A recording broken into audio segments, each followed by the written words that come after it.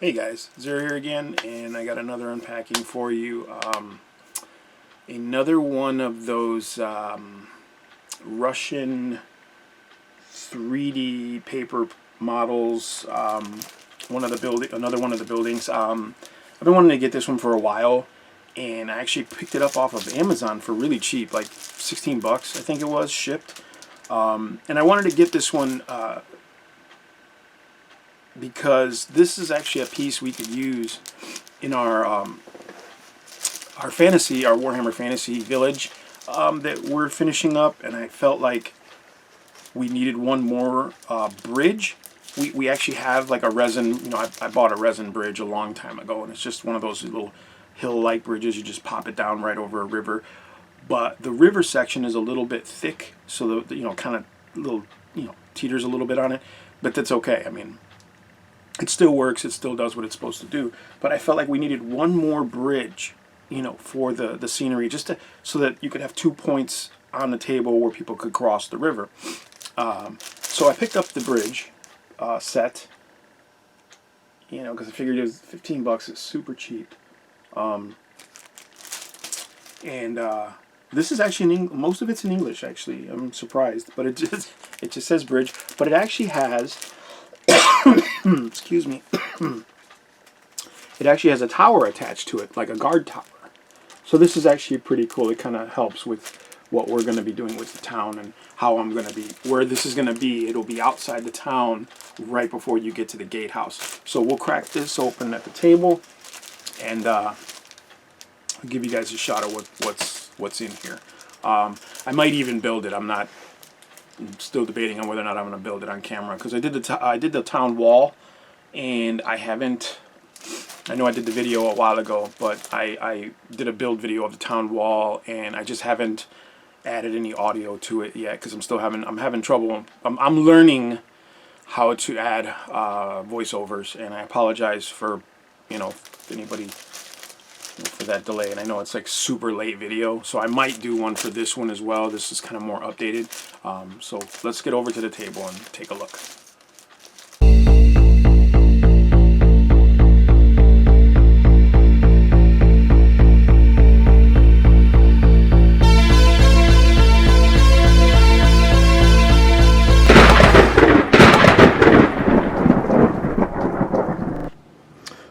Everybody, let's take a quick look at the Umbum Fantasy Bridge. It's a heavy cardstock 3D model. Figures included. Made by MRC or produced by MRC. Suitable assembly. No scissors or glue required. Then there's a little warning label here to keep out of the reach of children, because there's a lot of small parts. You know the deal.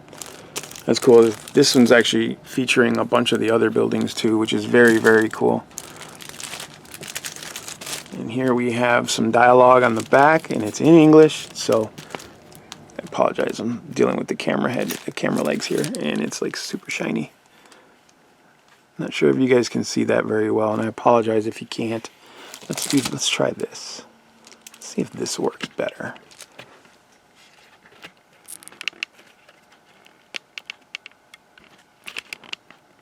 There we go. You guys can pause that there and read that. Alright, and then we will get back to normal size here. Boop. There we are. Okay. And we'll just pop this open really quick.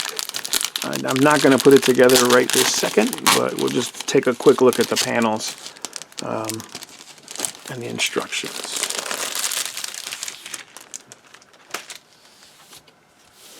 So as always, the cover itself is the instructions, and it goes by steps and color, so you can see, step 1, and then it's got and it also shows you what I really like about these instructions, and it says, okay, 1, 2, 3.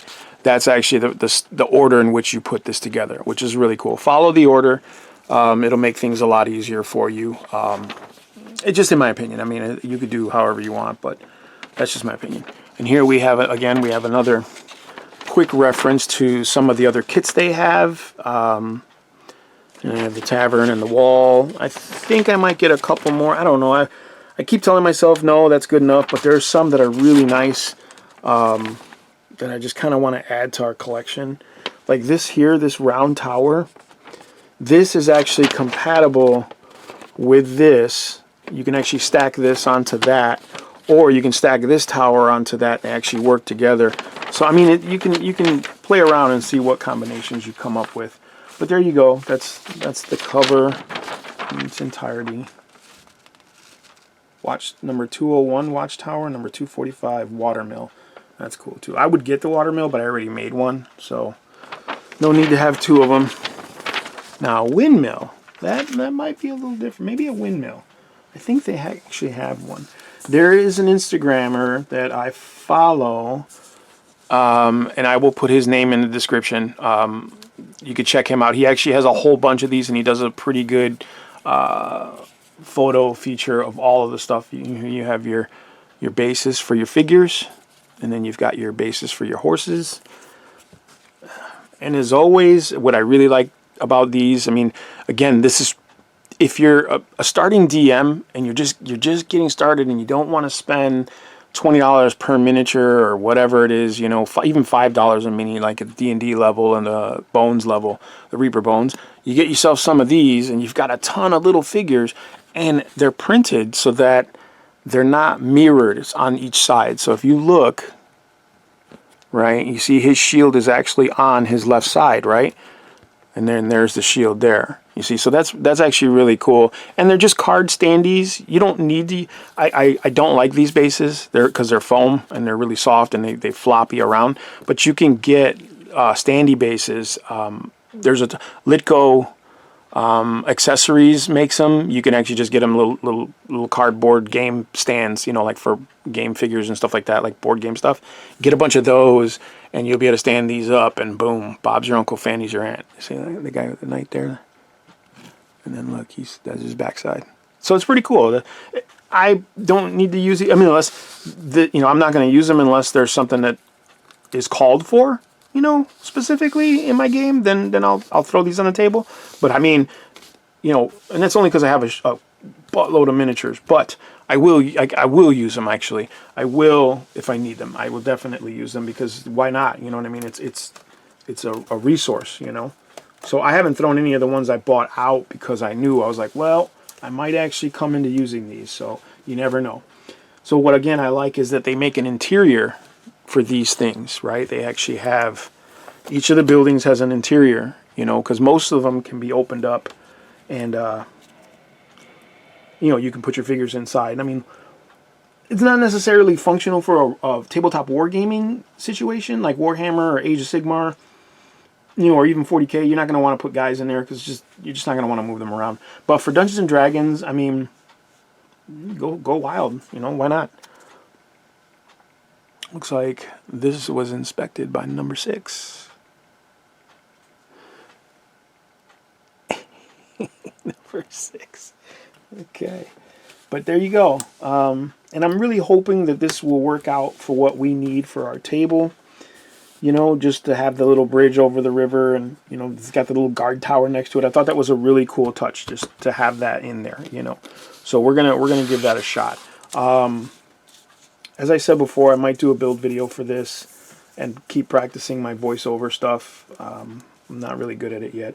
I know how to record. I'm not having a problem with that. Is the editing into the actual video of the audio. It's a pain in the butt, and if it's not done right, you lose everything. And I'm just like, ugh. I went through so much trouble with the wall video that I just got frustrated and stopped doing it.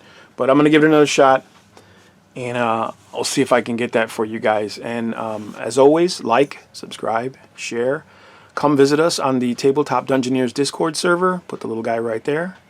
We'll snap him in, and then tell him Zero sent you. And you can join the server, have chit chats with us about everything tabletop orientated. So Dungeons and Dragons is our main topic focus there, but they also do wargaming. There's crafters, miniature painters, builders. I mean, one of our guys is a diorama builder, and he's phenomenal. His name's His name's Mark, but he has a YouTube channel called BlustreekCustoms.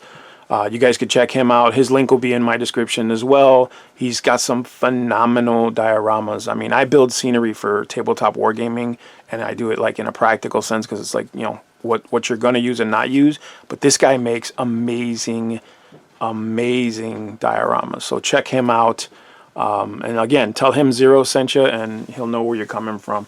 Also, if you get the chance, check us out at D&D After Dark. It is a new channel that we are using to do our live stream, our weekly live stream on Fridays at 9 p.m. Central.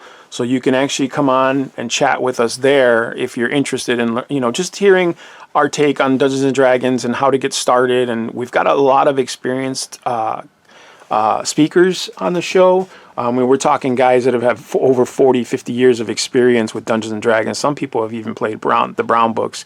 So, you know, definitely check us out and get on the chat. And if you have questions, please. You can also, if you have questions for the chat or topics you would like to see us discuss, you can hit us up at the tabletopdungeoneers at gmail.com and send us your requests on what you'd like to see.